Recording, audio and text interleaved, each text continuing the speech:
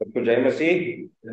मैं प्रभु को धन्यवाद देता हूँ, फिर एक शाम रानीडंगा मंडली के साथ सहभागिता रखने का मौका मिला। और आप लोग सब आए, आने के लिए बहुत बहुत धन्यवाद। आप कीमती समय प्रभु को देने के लिए। प्रभु आपको आशीष दे इस समय जो हम वचन में बिताएंगे। प्रभु हम सबकी सहायता करे। और एक सवाल है कि अ, नया नियम में सबसे ज्यादा लिखने वाला लेखक कौन है? Who is the most biggest contributor to the New Testament? सबसे ज्यादा किसने नया नियम लिखा? कितने लोग कहते हैं पौल? हाँ,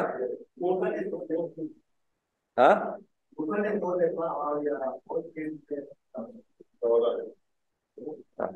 हाँ। अगर आप सबसे ज्यादा किताबों के नाम, किताबों के बारे में बोलेंगे या चिट्ठियों के बारे में, तो पौलुस ने। लेकिन क्वांटिटी वाइज अगर आप देखेंगे तो लूका, लूक, वो सबसे ज्यादा लिखा है। और लूका का अलावा, लूका का पुस्तक के अलावा कौन सा दूसरा पुस्तक लूका ने लिखा है? प्रेरितों का काम। और वही प्रेरितों का काम के बारे में आज हम देखने वाले हैं। और हम लोग इस पुस्तक का शुरुआत हम लोग करने वाले हैं। और लूका एक वैद्य था, एक डॉक्टर था। तो लूका के बारे में भी कुछ देखेंगे और उसके बाद प्रेरितों का काम का पुस्तक भी हम लोग आज शुरू करेंगे। तो आइए हमारे साथ प्रेरितों के काम उसका पहला अध्याय 1 से लेकर 3 तक हम पढ़ेंगे। Look, sorry, acts chapter 1 versus 1 to 3। Hey Theophilus, मैंने पहली पुस्तिका उन सब बातों के विषय में लिखी जो यीशु आरंभ से करता था और सिखाता रहा, उस दिन तक जब तक वो उन प्रेरितों को जिन्हें उसने चुना था पवित्र आत्मा के द्वारा आज्ञा देकर ऊपर उठाया ना गया। उसने दुख उठाने के बाद बहुत से पक्के प्रमाणों से अपने आप को उन्हें जीवित दिखाया और 40 दिन तक वो उन्हें दिखाई देता रहा और परमेश्वर की राज्य की बातें करता रहा। Thank you. परमेश्वर इन पढ़े और सब पर आशीर्वाद दे। तो जब हम प्रेरितों का पुस्तक को देखते हैं तो ये एक ऐतिहासिक किताब है। It's a historical book. और यहाँ पर जब इस पुस्तक को देखते हैं, प्रभु यीशु मसीह का कार्य समाप्त हो गया।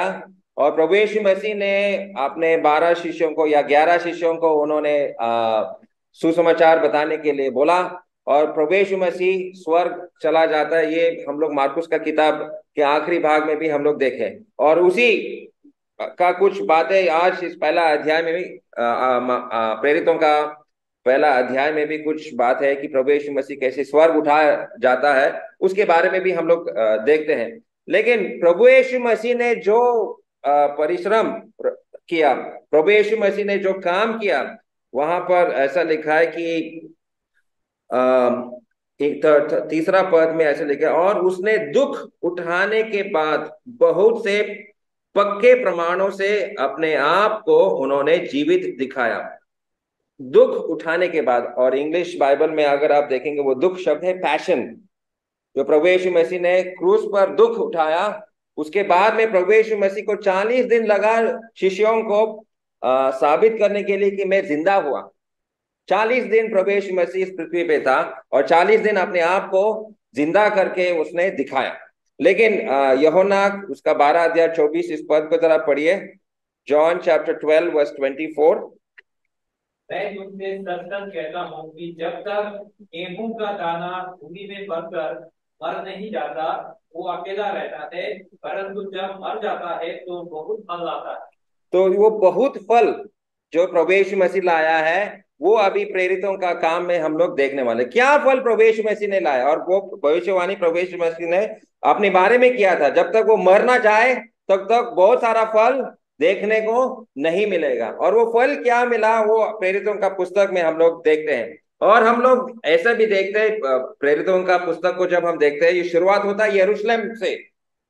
पहला अध्याय में जब हम देखते हैं 12 शिष्य या 11 शिष्य लोग वहां यरूशलेम में हैं। लेकिन प्रेरितों का 28 अध्याय चैप्टर 28 में जब हम जाएंगे तो पौलुस सुसमाचार लेकर रोम पहुंच गया, रोम राज्य तक वो पहुंच गया। तो पूरा रोम राज्य में सुसमाचार फैला है। यरूशलेम से लेकर रोम तक कैसे सुसमाचार पहुंचा, उसके उसको समझने के लिए आपको प्रेरितों का पुस्तक को ध्यान से पढ़ना पड़ेगा, समझना पड़ेगा। और अगर प्रेरितों का पुस्तक हमारे पास ना होता, जरा सोचो, कल्पना कीजिए, ये पुस्तक प्रेरितों का काम का पुस्तक अगर ना होता, यूहन्ना के बाद डायरेक्ट हम लोग रोमी का किताब में पहुंच जाते हैं और वहां पौलुस नाम का व्यक्ति के बारे में हम लोग पढ़ने लगते हैं। तो जब हम सुसमाचार के किताब, सुसमाचार के किताबों में पढ़ते हैं, पौलुस का नाम तो है ही नहीं है, तो ये पौलुस कहाँ से आया? तो लोग कंफ्यूज होने लगेंगे, रे भाई ये पौलुस कहाँ से आ गया, ये कहाँ से टपक गया। तो इसलिए ये प्रेरितों का काम बहुत ही इंपॉर्टेंट है हमको बाकी के चिट्ठियों को समझने के लिए। प्रेरितों का काम की वजह से मंडली का या चर्च का हिस्ट्री हमको समझ में आता है। इसलिए ये प्रेरितों का काम बहुत ही इंपॉर्टेंट है हमको चिट्ठियों को समझने के। पौलुस ने क्यों चिट्ठी लिखा, एफिसस को क्यों चिट्ठी लिखा, और वहां पर कोलोसियों के ये मंडली कहाँ से आया, रोम का मंडली कहाँ से आया, ये सारे बातों को समझने के लिए आपको प्रेरितों का पुस्तक के ऊपर आपको मनन करना पड़ेगा। और चर्च की वृद्धि और कमियां क्या क्या है, इस पुस्तक में हम लोगों को समझ में आता है। छठा अध्याय में ही हम लोग देखते हैं कि वहां झगड़ा शुरू होने लगता है। वहाँ ग्रीक भाषा बोलने वाले क्रिश्चियंस है, मसीह लोग हैं, और हिब्रू बोलने वाला या इब्रानी भाषा बोलने वाला विश्वासी है। तो उनके बीच में झगड़ा हो गया। तो कैसे चर्च में कमजोरी है, कमियां हैं। तो यदि हम लोग मसीह में आने के बाद भी समस्याएं हैं हम लोग देखते हैं, और आज हमारे दुनिया में, हमारे भारत देश में, हमारे मंडलियों में इस प्रकार के भाषा के वजह से तोड़ फोड़ होता ही है। तो कैसे ये सब चीजें आता है और प्रभु का काम कैसे आगे बढ़ेगा इसके बावजूद भी, तो मंडलीय का कमजोरी को भी हम लोग देखते हैं और परमेश्वर का सामर्थ्य को भी हम लोग इस पुस्तक में देखते हैं। और यहाँ पर हम लोग देखते हैं कि सबसे पहले प्रचारक जो है पीटर, पतरस दूसरा अध्याय में उसने कैसे प्रचार किया और कैसे 3000 लोग प्रभु में आया। उसके बाद स्टीफन का प्रचार को भी हम देखते हैं 6 और 7 अध्याय में जब हम पढ़ते हैं स्टीफन कैसा प्रचार करते समय उसके ऊपर दगड़ या पत्थर से उसको मार दिया जाता है और वो मर जाता है प्रचार करते समय, और उसका प्रचार के वजह से और एक जन प्रभु में आता है और उसका नाम है पौलुस। और इस प्रकार से परमेश्वर का काम कैसे आगे बढ़ता है, विरोध के सामने कैसे प्रभु का काम आगे बढ़ता है। और पौल का उपदेश के बारे में भी हम पढ़ते हैं, खास करके वो एथेंस नाम का शहर मतलब ग्रीक देश, ग्रीस में जाता है। वहां पर जो ज्ञानी लोग हैं, ज्ञानी लोगों के सामने वो प्रचार करता है। फिर वहां पौलुस का प्रचार हम लोग देखते हैं कि ऐसे आदिवासी लोगों के बीच में भी वो प्रचार करता है। तो अलग अलग प्रकार के अलग अलग जातियों के बीच में जाकर वो प्रचार करता है। ये सारी चीजें यहाँ प्रेरितों का काम में हम लोगों को समझ में आता है। प्रचार कैसा करना है, कौन से लोगों के पास गया, पढ़े लिखे लोगों के सामने कैसे प्रचार होगा, आदिवासी लोगों के सामने कैसे प्रचार होगा, आम जनता के सामने कैसे प्रचार करना, ये सारे बातें हम लोग प्रेरितों का काम से हम लोग सीखते हैं। और यहाँ पर परमेश्वर का पवित्र आत्मा का सामर्थ्य से ये लोग ये काम करते हैं। तो इसलिए ये, हालांकि ये प्रेरितों के काम इस नाम से ये जाना जाता है, लेकिन मुख्य एक्टर्स या मुख्य जो लोग हैं वो पीटर है, पतरस है और पौल है। ये दोनों मुख्य कैरेक्टर्स है या लोग हैं जो प्रभु का काम को आगे बढ़ा रहा है। और इसको पवित्र आत्मा का काम का पुस्तक को भी देख सकते हैं, it's the acts of the Holi spirit. इस प्रकार से इस पुस्तक को भी हम लोग देख सकते हैं कि पवित्र आत्मा कैसा काम किया। लेकिन सिर्फ पवित्र आत्मा का काम नहीं है, लेकिन प्रभु यीशु मसीह का आत्मा उनके अंदर है और अगर प्रभु यीशु मसीह का आत्मा क्या है, वो हम लोग फिलिपियों का 2 अध्याय में हम लोग देखते हैं कि नम्रता से कैसे ये काम आगे बढ़ा जाता है। तो पवित्र आत्मा का काम है, प्रभु यीशु मसीह का आत्मा शिष्यों के अंदर है, नम्रता से कैसे ये काम को प्रभु यीशु मसीह का काम या सुसमाचार का काम कैसे आगे बढ़ाता है, ये सारी चीजें इस प्रेरितों का पुस्तक में हम लोग देखते हैं। लेकिन इसका लेखक, जैसे हमने बोला कि लूका है, लूक जो है, ये कौन था, इसके बारे में अगर हम देखेंगे, इसके नाम से ही लूकस ये शब्द जो है ये ग्रीक भाषा में है। और ये लूकस का मतलब लाइट बेरर, मतलब प्रकाश को फैलाने वाला एक व्यक्ति है। और वह एक गैर यहूदी व्यक्ति था। और ये हमारा बाइबल का एक ही गैर यहूदी लेखक है। बाकी जितने भी लेखक पुराने नियम हो या नया नियम हो, सारे के सारे लेखक यहूदी जाति के हैं। लेकिन परमेश्वर ने एक गैर यहूदी का इस्तेमाल करके सबसे ज्यादा लिखने वाला लेखक, सबसे बड़ा लेखक अगर हमारा नया नियम का है, वो है लूका। तो ये गैर यहूदी का इस्तेमाल करके ये लूका का सुसमाचार और प्रेरितों का काम, ये दो पुस्तक जो अगर आप कंबाइन करेंगे तो सबसे ज्यादा उन्होंने लिखा। 27% ऑफ द न्यू टेस्टमेंट, मतलब 27% का भाग ये लूका ने लिखा। नया नियम का सबसे बड़ा योगदान करता है ये लूका। और इतिहास से हम लोग देखते हैं कि यूसेबियस नाम का एक ऐतिहासिक व्यक्ति है, मतलब जो इतिहास लिखने वाला व्यक्ति है, वो कहता है कि ये एंटियोक का रहने वाला है। एंटियोक ये शहर, किसी को याद है बाइबल में हम लोग एंटियोक के बारे में क्या जानते हैं? खास करके प्रेरितों का काम सबने पढ़ चुका है। एंटियोक इस मंडली से या उस शहर के बारे में क्या जानते हैं आप लोग? हाँ, कॉर्नेलियस एंटियोक का नहीं था। Anybody, any guesses? ठीक है। छठा अध्याय में चैप्टर 6 वर्स 5 में हम लोग पढ़ते हैं, जब 7 विशेष सेवकों को चुना जाता है, तो एक व्यक्ति का नाम है निकोलस। निकोलस एंटियोक का रहने वाला एक व्यक्ति है। बाकी जो 6 जनों का शहर के बारे में कुछ लिखा नहीं, खाली ये निकोलस के नाम के जब हम पढ़ते हैं तो निकोलस एंटियोक का रहने वाला एक व्यक्ति है। और लूका, लूका जो है वो भी उसी शहर का है। जब अपना ही जाति भाई को देखता है तो बड़ा खुश हो जाता है, अरे ये भी हमारा गांव का आदमी है। तो उसने लिखा निकोलस ऑफ एंटियोक। वो प्रेरितों का 6 अध्याय और 5 पद में आप लोग पढ़ेंगे। और सुसमाचार जब फैलना शुरू किया पौल के समय में, पौल जब विश्वासी नहीं था, शाऊल नाम से जब जाना जाता था, तो शाऊल क्या कर रहा था? एक आतंकवादी की तरह था, जहां पर भी मसीह के लोग हैं, विश्वासी लोग हैं, उनको जाकर मार रहा था। और उस समय विश्वासी लोग, मसीह के लोग भागने लगे, दूर दूर दूर दूर भागने लगे। और वहां अगर आप पढ़ेंगे 11 अध्याय और 19 पद में, सुसमाचार एंटियोक तक फैल गया। जब विरोध आने लगा तो लोग प्रभु यीशु मसीह का नाम लेकर ही दूर दूर तक चले गए। फिर वहां पर बहुत सारे यूनानी लोग, ग्रीक लोगों का उद्धार हुआ। आप पढ़िए 11 अध्याय और 20 पद में, जब हम पढ़ेंगे प्रेरितों का काम 11 अध्याय और 20 पद में देखो, यूनानी लोग, ग्रीक लोगों का उद्धार हुआ। और मेरा विश्वास है और बहुत सारे ऐतिहासिक लोगों का विश्वास है, उसी समय शायद लूका या लूका के कोई रिश्तेदार जो है प्रभु यीशु मसीह पर विश्वास करना शुरू किया, या यूनानी लोग अभी प्रभु यीशु मसीह के पास आने लगे।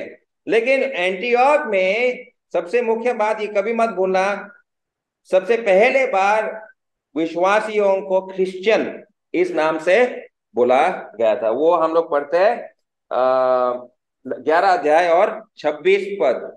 Acts chapter 11 verse 26, they were first called Christians। विश्वासियों को मसीह के लोग या क्रिश्चियन इस शब्द से जाना जाता था। और वो एंटियोक में ही, और एंटियोक का मंडली से 1 या 2 मिशनरी बाहर निकलते हैं। कौन? जो सबसे मुख्य बात है उसका 13 अध्याय और 1 पर, एंटियोक का मंडली से 2 भाई सुसमाचार लेकर दूर दूर तक लेके जाते। कौन थे वो दो जन? बारनबास और पौलुस। पॉल और बरनबा, ये कौन सा मंडली से बाहर निकले? यरूशलेम का मंडली से नहीं, बेथनी का मंडली से नहीं। कहां से वो निकले? एंटियोक। एंटियोक का मंडली से वो लोग सुसमाचार प्रचार करने के लिए जाता है। तो ये एंटियोक का मंडली कितना बड़ा है जरा सोचो। अगर एंटियोक में अगर मंडली ना होता तो पौलुस नाम का या बरनबास नाम का प्रचारक बाहर नहीं आते। तो एंटियोक से ये 13 अध्याय में अगर आप पढ़ेंगे तो पौल और बारनबा वहां से सुसमाचार का काम शुरू करते हैं।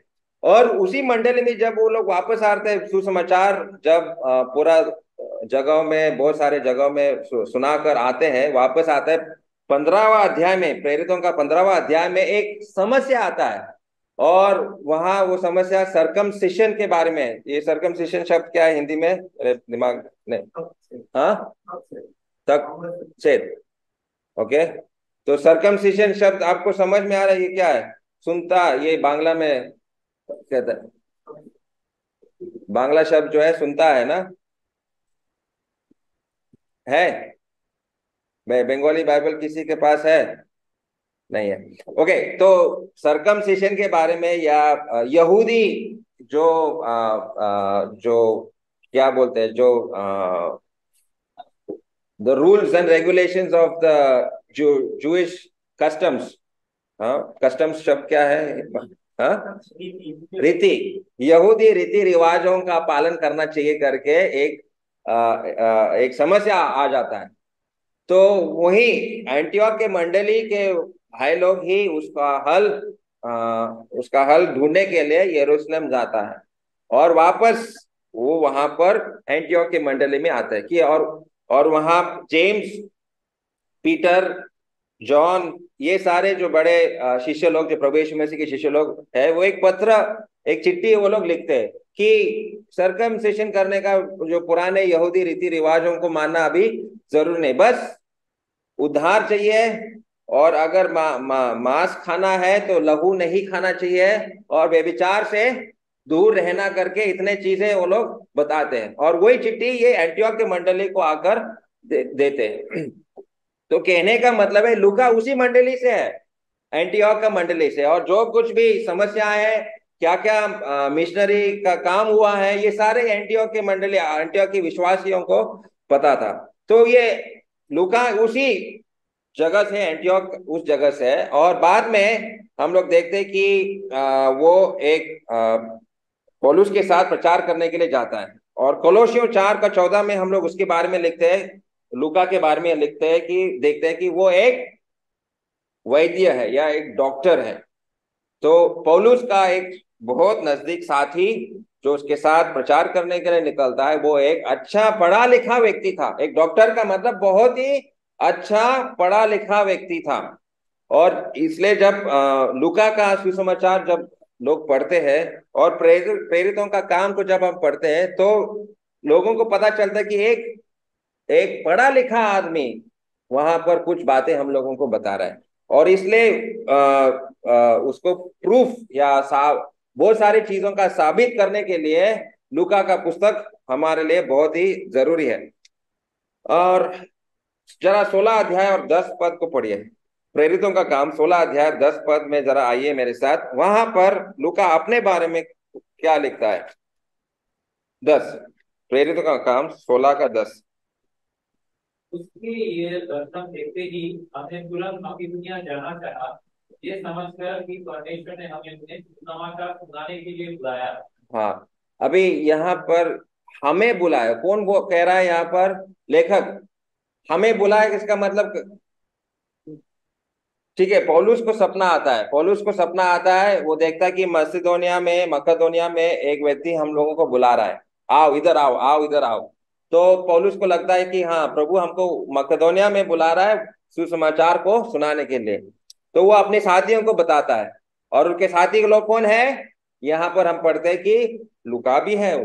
और इसलिए वहां पर हम लोग कहते हैं, इंग्लिश में लिखा है when he heard the vision, immediately we sought to go to Macedonia. हम मकेदोनिया को जाने के लिए तैयार हुआ। तो हम जो है शब्द जो है ये इंग्लिश में प्लूरल बोलते हैं, अनेक वचन है, तो इसमें बहुत सारे ले है। अगर मैं जाऊंगा तो मतलब वहां अकेला, वह वो पौलुस अकेला जाता है तो वो एक वचन होता है। लेकिन यहाँ इससे हम लोगों को पता चलता है कि लूका भी परमेश्वर ने बुलाया सुसमाचार का प्रचार करने के लिए। He was called to preach the gospel in Macedonia. और मकेदोनिया का मतलब ये एशिया से लेकर यूरोप तक वो लोग सुसमाचार को फैलाया। एशिया जो है, हम लोग एशिया में इंडिया, पाकिस्तान, ईरान, इराक, ये सब जो है एशिया में है, और इसराइल भी एशिया में आता है। लेकिन यहाँ से एशिया से लेकर उन्होंने यूरोप, यूरोप का मतलब वहाँ ग्रीस, इटली, और वहाँ जो गोरे लोग जहां पर रहते हैं वहां पर जाकर सुसमाचार सुनाने का काम उन्होंने किया। अभी लूका जो है, मैंने बोला एक यूनानी है। यूनानी का मतलब वो भी एक गोरा आदमी है, और परमेश्वर ने इस व्यक्ति का इस्तेमाल किया और भी गोरे लोगों के पास सुसमाचार प्रचार करने के लिए। तो परमेश्वर ने इसको भी, लूका को भी बुलाया सुसमाचार को प्रचार करने के लिए। और हम लोग देखते कि जब पौलुस को भी पकड़ा था और उसको रोम में एक कैदी के रूप में जब भेजा, 27 अध्याय, प्रेरितों का काम 27 अध्याय और उसका एक पद जरा पढ़िए।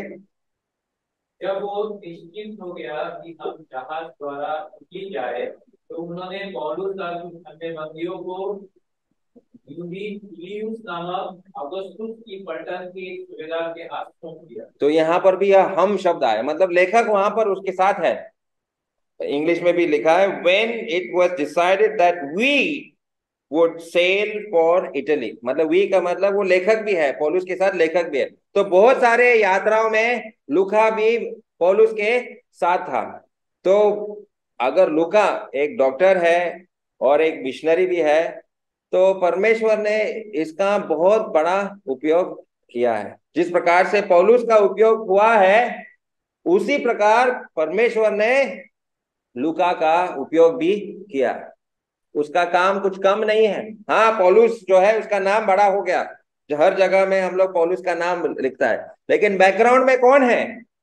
लूका है, बारनबास है, साइलस है, बहुत सारे साथियां थे पौलुस के साथ। और जब पौलुस का मरने का समय भी जब आता है, पौलुस लिखता है कि मेरे सारे साथियां मुझे छोड़ दिया, केवल लूका मेरे साथ में, only look is with me. ये हम पढ़ते हैं दूसरा तिमोथियों का आखिरी भाग में जब हम पढ़ते हैं। और दूसरा तिमोथी का पुस्तक या चिट्ठी जो है पौलुस का आखिरी चिट्ठी है। मतलब अभी कुछ ही दिन बाद पौलुस मर जाता है, और वहां पर वो गवाही देता है कि केवल लूका मेरे साथ है। मतलब लूका पौलुस के आखिरी समय तक वो उसका साथी, वफादार साथी था, छोड़ा नहीं। बाकी कुछ लोग छोड़ दिया, चले गए कुछ लोग, लेकिन लूका उसको नहीं छोड़ा। तो इस प्रकार का परमेश्वर ने इस लूका का उपयोग किया, और उसके वजह से आज हमारे हाथों में 2 किताबें हैं, और 27% का भाग जो नया नियम का लिखा हुआ भाग ये लूका ने लिखा है। तो इसके बारे में जानना, मनन करना बहुत ही जरूरी है। ठीक है, तो लूका क्या क्या क्या एक प्रोग्रेस रिपोर्ट अगर हम देखेंगे, खास करके मंडली के बारे में, चर्च के बारे में या कलीसिया के बारे में, जो प्रोग्रेस हो रहा है, कैसे आगे बढ़ रहा है हर जगह पर, वो इसका लिखने का अंदाज ऐसा हम लोगों को पता चलता है। आइए मेरे साथ चैप्टर 2 वर्स 47 में जरा देखो, कुछ पदों को हम लोग पढ़ेंगे और इस लूका का लिखने का स्टाइल आपको समझ में आएगा। चैप्टर 2 वर्स 47 पढ़िए। यरूशलेम, पतरस का प्रचार के बाद क्या कैसा हुआ? और परमेश्वर की स्तुति करते थे, और सब लोग उनसे प्रसन्न थे, और जो उद्धार पाते थे उनको प्रभु प्रतिदिनों में मिला देता था। हाँ, तो पतरस का सबसे पहला सुसमाचार प्रचार करने के बाद 3000 लोग प्रभु में आए, और वहां पर हम लोग पढ़ते वो लूका चर्च के बारे में लिखता है, मंडली का, कलीसिया के बारे में, कैसे प्रगति हुआ, वहां पर लिखा, और परमेश्वर की स्तुति करते थे और सब लोग उनके उनसे प्रसन्न थे और उद्धार पाते थे। उनकी प्रभु प्रतिदिन उनसे मिला देता था। तो प्रतिदिन लोग उद्धार पा रहे और सेवा में या मंडली में आने लगे। तो ये पतरस का प्रचार करने के बाद फिर जब थोड़ा सा झगड़ा हुआ, इब्रानी भाषा बोलने वाले और यूनानी भाषा बोलने वाले लोगों के बीच में थोड़ा सा झगड़ा हुआ, तो उन्होंने 7 लोगों को चुना सेवा करने के लिए, सेवा टहल करने के लिए 7 लोगों को चुना। और वो 7 लोगों को चुनने के बाद 6 अध्याय और 7 पद जरा पढ़ो, चैप्टर 6 वर्स 7। यस। परमेश्वर का वचन फैलता गया और यरूशलेम में चेलों की गिनती बहुत बढ़ गई और याजकों को एक बड़ा समाज इस मत को मानने वाला हो गया। हाँ, देखो प्रगति हो रहा है ना, कुछ समस्या होता है, फिर परमेश्वर कुछ करता है, फिर प्रगति हो रहा है। ये लूका का लिखने का स्टाइल है, कैसे प्रभु का काम, कैसा कलीसिया बढ़ता गया है, वो वहां पर भी बता रहा है। फिर 9 का 31, चैप्टर 9 वर्स 31। और 9वां अध्याय में हम लोग जानते हैं कि जो पौलुस या सौल नाम का व्यक्ति का उद्धार होता है। पहला वो एक आतंकवादी था, लेकिन अभी प्रभु के पास आया, और उसका उद्धार के बाद कैसा काम आगे बढ़ा, जरा पढ़िए चैप्टर 9 वर्स 31। इस प्रकार सारे यहूदिया और गलील और सामरिया में कलीसिया को चैन मिला और उसकी उन्नति होती गई और वो प्रभु के भय और पवित्र आत्मा की शांति में चलती और बढ़ती गई। हाँ, बढ़ती गई, उन्नति हो गई। प्रभु परमेश्वर ने कुछ कार्य किया, वहां पौलुस या शाऊल का उद्धार होता है, और मंडली जो है या कलीसिया जो है आगे बढ़ता गया। फिर 12 अध्याय 24 पद को पढ़िए, चैप्टर 12 वर्स 24। वहां पर हेरोद राजा भी मंडली के विरुद्ध या कलीसिया के विरुद्ध उठता है। वो भी याकूब को मारता है, अगर याद, हेरोद राजा याकूब, यूहन्ना का दादा, उसका भाई को मारता है। तब और भी प्रभु का काम में तो रुकावट लाने का कोशिश करता है, लेकिन 24 पद को पढ़ी, 12 का 24। परंतु परमेश्वर का वचन बढ़ता और फैलता गया। परंतु परमेश्वर का वचन बढ़ता और फैलता गया। तो यहां से हम लोगों को पता चलता है कि कोई रुकावट नहीं ला सकता है, चाहे वो हेरोद राजा हो या रोम का राजा हो या पौलुस जैसे शाऊल नाम का एक आतंकवादी भी हो। परमेश्वर का काम में कोई रुकावट नहीं ला सकते। परमेश्वर का काम आगे बढ़ रहा है। आगे बढ़िए 16 अध्याय और 5 पद। इस प्रकार कलीसिया विश्वास में स्थिर होती गई और संख्या में प्रतिदिन बढ़ती गई। हाँ, तो ये कब हुआ, जब हम लोग देखते हैं द काउंसिल ऑफ जेरूसलम या यरूशलेम का महासभा होने के बाद। यरूशलेम का महासभा मतलब यहूदी धर्म का रीति रिवाज का पालन करना चाहिए। जो अन्य जाति के लोग जब प्रभु यीशु मसीह में आ जाते हैं, तो यहूदी जाति या पुराने नियम के बहुत सारे नियम कानून को क्या उनका पालन करना चाहिए या नहीं करना चाहिए। तो वो चिट्ठी वो लोग भेजते हैं, और बाद में पौल और बारनबास और साइलस वो चिट्ठी लेकर अलग अलग मंडलियों में जाते। देखो, आपको यहूदी धर्म का पालन नहीं करना पड़ेगा, सरकमसिशन नहीं करना है, बहुत सारे जो रीति रिवाज है यहूदी लोगों का उसका पालन नहीं करना है। तो उसके वजह से प्रभु का काम और भी आगे बढ़ता गया। और 19 अध्याय और 20 पद को जरा देखो, चैप्टर 19 वर्स 20। 19 वर्स 20। इस प्रकार प्रभु का वचन बलपूर्वक फैलता और प्रबल होता गया। हाँ, प्रभु का वचन फैलता गया, सुसमाचार फैलता गया, और भी लोग बढ़ते गए मंडली में। हर समस्या के बाद कुछ ना कुछ होता है। वैसे एफिसिस के मंडली में क्या समस्या था, किसी को मालूम है? What was the problem in Ephesus? मूर्ति पूजा। वो एक देवी को का नाम क्या, डायना। हाँ, तो वहां उस देवी का पूजा करने वाले लोग या उसका मूर्ति बनाने वाले लोगों ने विरोध किया कि अरे अभी लोग मूर्ति खरीदना ही बंद कर दिया। तो वो लोग जस्टन नाम का व्यक्ति को पकड़ता है, उसका मारपीट करता है, और यहूदी लोगों का मारपीट करता है, मसीह लोगों का मारपीट करता है। और तब एफिसस में भी प्रभु का काम में कोई रुकावट नहीं आया। प्रभु का काम आगे बढ़ता गया। और लास्ट में 28 अध्याय चैप्टर 28, 30 एंड 31। और वो पूरे 2 वर्ष अपने भाई के घर में रहा और जो उसके पास आते थे उन सब से मिलता रहा और बिना रोक टोक बहुत निडर होकर परमेश्वर के राज्य का प्रचार करता और प्रभु यीशु मसीह के बातें सिखाता रहा। बिना रोक टोक का। पौलुस अभी रोम में है। देखो यहाँ शुरुआत होता है, पतरस यरूशलेम से शुरुआत होता है। अभी सुसमाचार कहाँ फैला? 28 अध्याय जब हम देखते हैं, रोम में आया। रोम कहाँ है? उस जमाने का अमेरिका, रोम।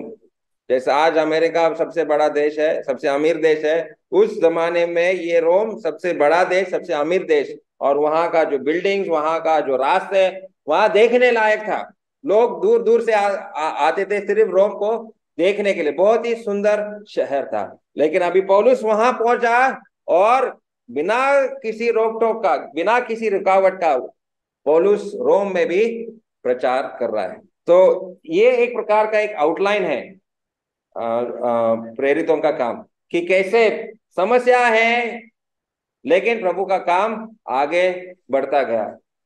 दूसरा अध्याय, छठा अध्याय, नौवा अध्याय, 12वां अध्याय, 16, 19 और 28 अध्याय, हर जगह में समस्या है। समस्या कहीं नहीं है, लेकिन जब परमेश्वर एक द्वार खुलता है, कोई बंद नहीं कर सकता।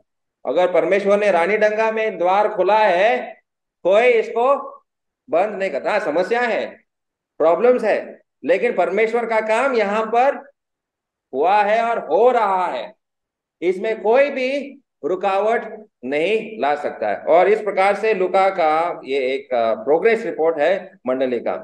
और जब हम देखेंगे तो जरा वापस आइए इस पहला अध्याय में। और पहला अध्याय से और कुछ बातें हम लोग देखेंगे, 16 से लेकर चैप्टर 1।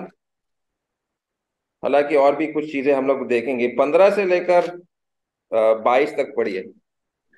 उन दिनों में पतरस भाइयों के बीच में जो 120 व्यक्ति के लगभग थे खड़ा होकर कहने लगा, हे भाइयों, अवश्य था कि पवित्र शास्त्र का वो लेख पूरा हो जो पवित्र आत्मा ने दाऊद के मुंह से यहूदा के विषय में, जो यीशु के पकड़वाने वालों का अगुआ था, पहले से कहा था, क्योंकि वो तो हमने गिना गया और इस सेवकाई में सहभागी हुआ। उसने अधर्म की कमाई से एक पेट मोल लिया और सिर के बल गिरा और उसका पेट फट गया और उसकी सब अंतड़ियां निकल पड़ी। इस बात को यरूशलेम के सब रहने वाले जान गए, यहाँ तक कि उस खेत का नाम उनकी भाषा में हकलदमा अर्थात लहू का खेत पड़ गया। भजन संहिता में लिखा है, उसका घर उजड़ जाए और उसमें कोई न बसे और उसका पद कोई दूसरा ले ले। तो यहाँ पर मैंने एक प्रश्न किया है कि यहूदा को बदलना क्यों आवश्यक था। यहूदा के बारे में हम लोग जानते हैं कि वो उन्होंने प्रभु यीशु मसीह को पकड़वाया और बाद में वो आत्महत्या करता है। तो वो 12 से अभी 11 ही रह गए। तो यहाँ पर पतरस खड़ा होता है और कहता है कि शास्त्र को पूरा करना जरूरी है। शास्त्र को पूरा करना जरूरी है। और शास्त्र को के बारे में वो वहां पर हम लोग पढ़ते हैं कि भजन संहिता, वहाँ इसका चैप्टर 41 और 9 पद में हम लोग उसके बारे में पढ़ते हैं। उस शास्त्र को पूरा करने के लिए पढ़िए जरा, भजन संहिता 41 वर्स 9। मेरा परम मित्र जिस पर मैं भरोसा रखता था, जो मेरी रोटी खाता था, उसने भी मेरे विरुद्ध लात उठाई है। तो वो यहूदा के बारे में है और उसका जो जगह है किसी और को लेना उचित है। तो ये शिष्य लोग 40 दिन जब थे, या प्रभु यीशु मसीह स्वर्ग चला जाने के बाद 10 दिन बाद या 10 दिन ऐसा वो लोग प्रार्थना करते गए, वचन पढ़ते गए। और पतरस ने शायद भजन संहिता 41 पढ़ा होगा। उसने देखा, अरे यहाँ पर ऐसा लिखा है कि एक तो जो है प्रभु यीशु मसीह को गिरफ्तार करेगा, उसका बदला में किसी और को चुनना जरूरी है। तो वचन को पूरा करने के लिए उन्होंने 11 लोगों ने, 11 शिष्यों ने ठान लिया कि एक और को हमको चुना है, यहूदा के बदले में किसी और को लेना है। और सेवा में मदद करने के लिए, वो 17 पद में हम लोग पढ़ते, सेवा में मदद करने के लिए, to share in this ministry, share in the ministry. तो हिंदी में कैसा है, सेवकाई में सहभागी होने के लिए, सेवा में सहभागी होने के लिए। और ये अकेला एक व्यक्ति का काम नहीं है, हम सब जानते हैं। और एक ही व्यक्ति अगर काम करता जाएगा तो बाद में वो व्यक्ति अगर पाप में भी गिरेगा तो पूरा सब कुछ चौपट हो जाएगा। इसलिए प्लुरैलिटी इन लीडरशिप हमेशा जरूरी है। एक व्यक्ति का खेल नहीं होना चाहिए, कम से कम दो व्यक्ति तो होना चाहिए, दो से ज्यादा होगा तो और भी अच्छा है। तो ये शिष्य लोगों को भी पता था कि एक और को चुनना जरूरी है। वो 12 संख्या, पुराने नियम में 12 संख्या को कहां पर हम लोग देखते हैं, कहां कहां पर हम लोग 12 संख्या देखते हैं फिर में? याकूब के कितने पुत्र थे? 12, ठीक है। और 12 और कहां पर देखते हैं? वही 12 गोत्र देखते हैं, ठीक है। इंग्लिश में माइनर प्रॉफिट्स अगर आप देखेंगे, माइनर प्रॉफिट्स में जैसा हगाई, हबक्कुक, जफनाय, जकरा, मलाकी, ऐसा अगर आप गिनेंगे तो 12 आपको लोग मिलेंगे। तो जब मूसा कनान देश के ऊपर जासूसी करने के लिए लोगों को भेजता, कितने लोगों को भेजता है?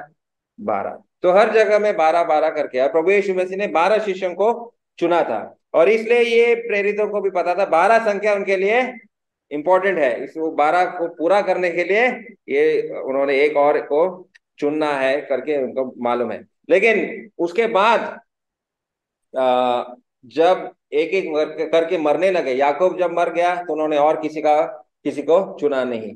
बस वो काम उस पहला शताब्दी के दिनों के लिए ही ये 12 शिष्यों का जरूरी था।